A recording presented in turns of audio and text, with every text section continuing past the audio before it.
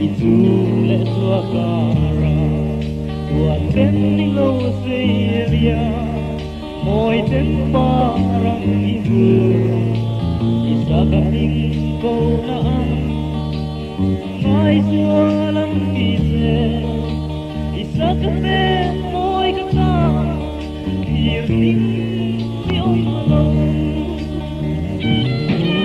makui kajuper. Kapay beridia, ipay